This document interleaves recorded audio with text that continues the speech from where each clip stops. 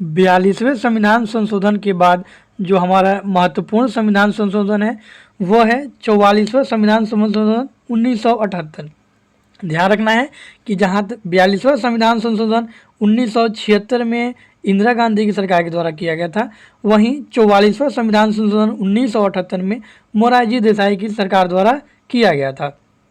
तो इसमें आपको कंफ्यूज नहीं होना है। 42वां का स्क्रीनशॉट लेकर के आप याद कर लेना, एकदम रट्टा मार लेना। 42वां तो आपको हाल हाल में याद होना ही चाहिए। 44वां संविधान संशोधन 1978 में मोरारजी देसाई की सरकार द्वारा किया गया था।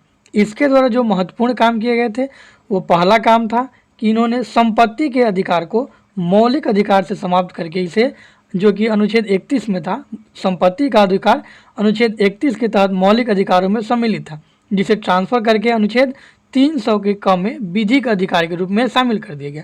अर्थात संपत्ति का अधिकार अभी मौलिक अधिकार नहीं है। संपत्ति के अधिकार जो मूल संविधान में मौलिक अधिकार के रूप में था उसे 44वें संविधान संशोधन 1978 द्वारा समाप्त कर दिया गया। तो क्वेश्चन पूछता है कि संपत्ति के अधिकार को किस संविधान संशोधन द्वारा समाप्त कर दिया गया।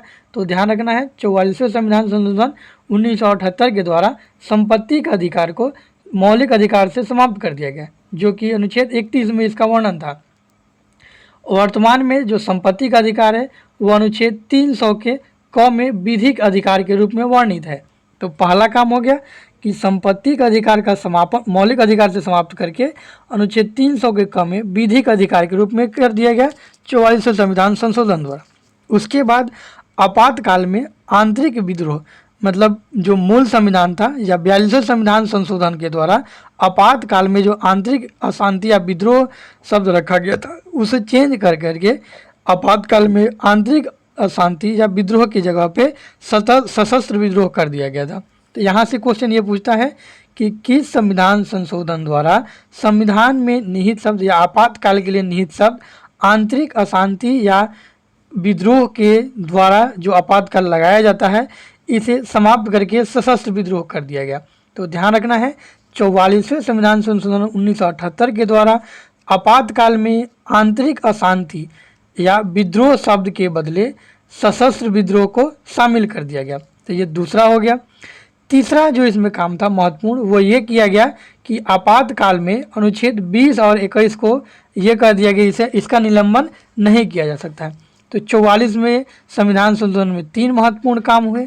पहला हुआ संपत्ति के अधिकार को मौलिक अधिकारों से हटा करके कानूनी अधिकार बना दिया गया और उसे अनुच्छेद 300 के कम में रखा गया।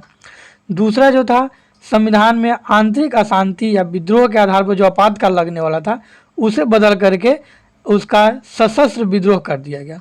तीसरा जो काम किया गया वो ये किया गया कि आपातकाल में अनुच्छेद 20 और 21, 20 में है कि अपराधों के संबंध में अपराधों के लिए दोषसिद्धि के संबंध में संरक्षण, तथा 21 में है प्राण एवं दैहिक स्वतंत्रता।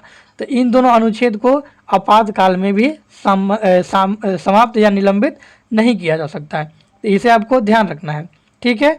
ये हुआ 44वें में भी और सारे काम किए गए थे जो कि 42वें संविधान संशोधन के बहुत सारे प्रावधानों को रद्द किया गया था, लेकिन वो जो रद्द हो चुके हैं वहाँ से क्वेश्चन नहीं पूछा जाता है, इसलिए उसको हमने यहाँ शामिल नहीं किया है। 44वें के बाद हम बढ़ते हैं अगले की तरफ।